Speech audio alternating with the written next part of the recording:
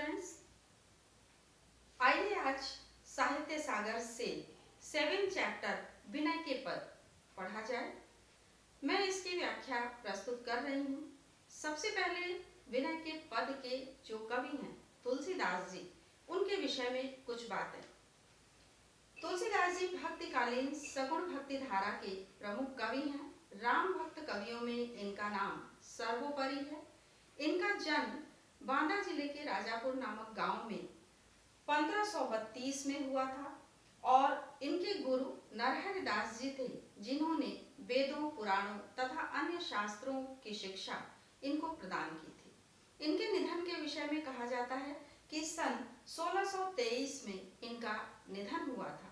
इनकी प्रमुख रचनाएं, जो कि अवधी और ब्रज भाषा का जिन पर प्रभाव दिखाई देता है, यानी कि इनकी भाषा अवधी रही और ब्रज भाषा का भी इन्होंने प्रयोग किया।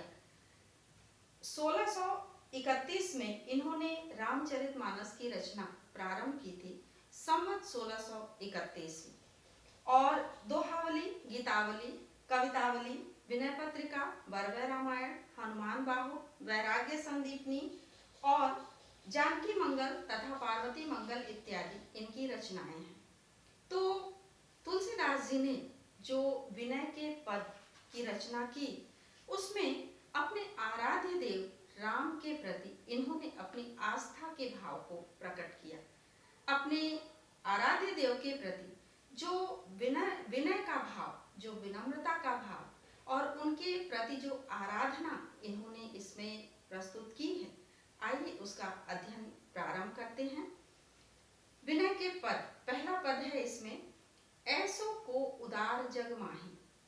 तुलसीदास जी कहते हैं कि ऐसो, ऐसा, को कौन, उदार जो दयालु है, जग संसार, माही में, ऐसा कौन दयालु या करुणा का सागर इस संसार में है।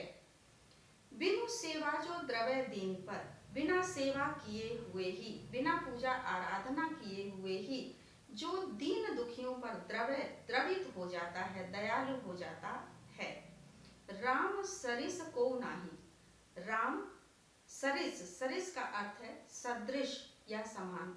राम के समान दूसरा कोई नहीं है, अन्य कोई नहीं है, जो बिना सेवा किए हुए ही, बिना पूजा आराधना किए हुए ही दीन दुखियों पर भी दयालु हो जाता है। राम के सिवा या राम के सदृश अन्य कोई देव नहीं है। जो गति जोग विराग जतन करी। जो गति, जिस गति को, जिस मोक्ष को, यहाँ पर गति का अर्थ लिया जाएगा मोक्ष।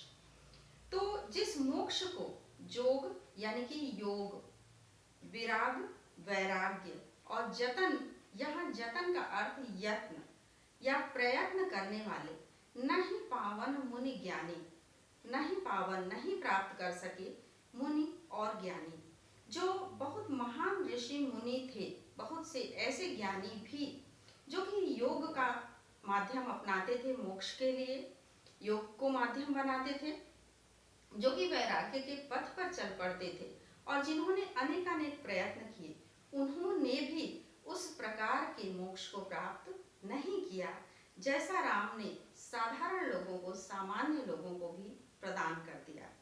आइए देखें किसको किसको उन्होंने मोक्ष दिया। सोगति देत गीत सबरी कहूं। सोगति, वही गति, वही मोक्ष राम ने प्रदान किया गिद्ध को। गिद्ध है यहाँ पर गिद्धराज जटायु, यानी कि जटायु ने भगवान राम की कोई बहुत अधिक पूजा आराधना नहीं की थी, बल्कि केवल राम का नाम रटते रहे थे। सीता हरण के समय उन्होंने सीता जी को बचाने का बहुत अधिक प्रयास किया था, लेकिन रावण ने उनके पंखों को काट दिया था। वो वहीं पर घायल अवस्था में पड़े हुए थे, राम के नाम का जाप कर रहे थे। जब राम वहां पर पहुंचे तो उन्होंने उनसे सारी कथा को सुना, उनके पीठ पर हाथ फेरा और वो मोक्ष को प्राप्त हो गए। तो जिस मोक्ष को उन्होंने गिद्धराज जटायु को प्रदान किया और शबरी को, जो कि सबरी लिखा है, सबरी का अर्थ है शबरी, जो भीलनी थी, आदिवासी भीलनी जो शबर जाति की थी, शबरी नाम था उसका, तो उसको वर्षों से राम की प्रतीक्षा कर रही थी। मतंग मुनि के आश्रम के समीप ही वो रहा करती थी। पहले वो कहीं दूर रहती थी और ऋषि मुनि जिस मार्ग से स्नान के लिए जाते थे उस मार्ग को झाड़ बहार करके साफ करती थी। एक बार ऋषि ने अपने शिष्यों से पूछा कि तुम लोग मार्ग को कब साफ करते हो? तो उन लोगों ने बताया कि एक आदिवासी स्त्री है जो कि इस मार्ग की साफ सफाई कर दिया करती है। तब उन्होंने शबरी को बुलाया और अपने आश्रम के निकट ही उसको रखा। जब वो मृत्यु लोक से एक तरह से कहें कि जा रहे थे, यानी कि परम गति को प्राप्त कर रहे थे, उस समय उन्होंने शबरी से कहा था कि एक दिन राम इस मार्ग से आएंगे, तुम उनकी प्रतीक्षा करो। और उसी दिन से शबरी राम की प्रतीक्षा में रत हो गई। तो केवल राम का नाम जपती थी और उसने भी मोक्ष को प्राप्त किया था, क्योंकि एक समय ऐसा आया जब राम उसके आश्रम में पहुंचे, उसके हाथ से दिए गए जूठे बेरों को खाया और उसे मोक्ष दान कर दिया। तो उसी बात के विषय में यहाँ पर तुलसीदास जी ने कहा है कि जिस मोक्ष को बड़े बड़े ऋषि मुनि नहीं प्राप्त कर सके, उसी मोक्ष को गीधराज जटायु और भील ने शबरी को भगवान राम ने प्रदान कर दिया था। प्रभु ने बहुत जिय जानी, प्रभु ने अपने हृदय में जिय जानी, अपने हृदय में, जिय का अर्थ यहाँ पर मन में, अपने मन में बहुत अधिक इस विषय में विचार नहीं किया था, बल्कि उन लोगों को मोक्ष प्रदान करके स्वर्ग लोक में, वैकुंठ धाम में भेज दिया था। जो संपत्ति 10 शीस अरप करी, जो संपत्ति, जो संपदा, लंका की जिस संपत्ति को 10 शीस, 10 सिरों को अरप करी, अर्पित करके, एक तरह से रावण ने जब भगवान शिव की आराधना प्रारंभ की, भगवान शिव जब तक प्रसन्न नहीं हुए थे तब उनकी आराधना करते हुए उसने एक एक करके अपने 10 सिरों को काट करके चढ़ा दिया था। और तब भगवान शिव जो है वो प्रकट हुए थे और उसे लंका का राज्य प्रदान किया था। तो उसी संपत्ति को, जिसे रावण ने 10 सिर को अर्पित करके शिव पह लेनी, शिव से, भगवान शिव से प्राप्त किया था। लेनी का अर्थ है प्राप्त करना। जिस संपत्ति को, लंका की जिस संपत्ति को रावण ने अपने 10 सिरों को अर्पित करके भगवान शिव से प्राप्त किया था, सो संपदा विभीषण कह, सो संपदा, उसी संपत्ति को, उसी लंका की संपत्ति को विभीषण कह, विभीषण को अति सकुच सहित प्रभु दीनी, अत्यंत सकुच, सकुच का अर्थ है संकोच, अत्यंत संकोच के साथ प्रभु ने, भगवान राम ने दिया था। क्योंकि जब लंका का राज्य उन्होंने रावण के वध के उपरांत प्राप्त कर लिया था, जीत लिया था लंका को, तब लक्ष्मण ने उनसे कहा था कि हम यहीं पे रह जाएं, आप यहाँ के राजा बनिए और हम यहीं रह जाएं, अयोध्या वापस ना जाएं। तब राम ने उनसे कहा था कि यद्यपि सुवर्णमयी लंका तदपि न मे रोचते लक्ष्मण, जननी जन्मभूमिश्च स्वर्गादपि गरीयसी। अर्थात यद्यपि लंका सोने की है तब भी मुझे रुचिकर नहीं लग रही है, क्योंकि जननी यानी माता कौशल्या, सारी माएं, माता सुमित्रा, माता कैकेयी, सभी, और जन्मभूमि अयोध्या मेरे लिए स्वर्ग से भी बढ़कर है, स्वर्ग से भी श्रेष्ठ है। इसलिए उन्होंने उस राज्य को विभीषण को प्रदान कर दिया था, उनको वहां का राजा बनाया था। तो उसी बात की चर्चा तुलसीदास जी ने इसमें की है। उन्होंने कहा है कि उसी लंका के राज्य को जब उन्होंने विभीषण को दिया तो विभीषण उनके मित्र थे। उन्होंने मित्र से कहा कि मैं देने के लिए मेरे पास कुछ भी नहीं है, मैं ये तुच्छ सा, एक छोटा सा उपहार, छोटी सी भेंट तुम्हें दे रहा हूँ, तुम्हें यहाँ का राजा बना रहा हूँ। तो अत्यंत संकोच के साथ उन्होंने लंका के राज्य को विभीषण को प्रदान किया था।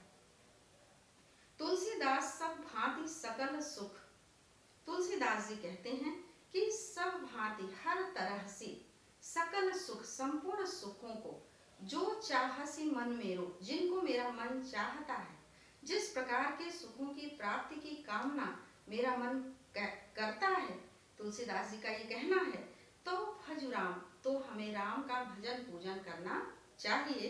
काम सब पूर्ण करें, वो सारे कामों को पूरा करते हैं, कृपा निधि तेरो, वो कृपा के निधान हैं, कृपा के सागर हैं, करुणा के सागर हैं। वो हमारे सारे कामों को पूर्ण करेंगे और हमें केवल उन्हीं का भजन पूजन करना चाहिए।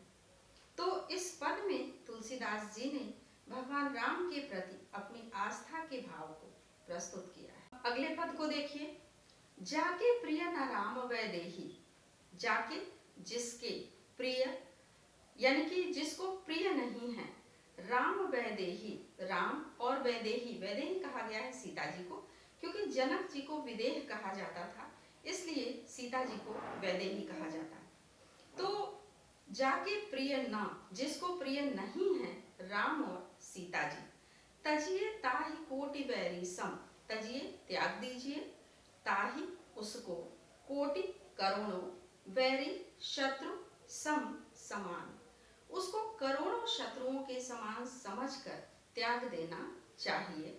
यद्यपि परम स्नेही, यद्यपि परम स्नेही हो, परम प्रिय हो, तब भी हमें करोड़ों शत्रुओं के समान मानकर उसका त्याग कर देना चाहिए। तज्यो पिता प्रहलाद, जिस तरह से पिता का त्याग प्रहलाद ने किया था, तज्यो का अर्थ है त्यागना, जिस तरह से पिता का त्याग प्रहलाद ने किया था, यानी कि हिरण्यकश्यप के पुत्र प्रहलाद ने उनको, जब उन्होंने स्वयं को ही भगवान घोषित कर दिया था, सभी पर ये दबाव बनाने लगे थे कि उन्हीं को भगवान माने, तो प्रहलाद ने उनका त्याग कर दिया था और भगवान ने नरसिंहावतार लेकर के उनका वध किया था।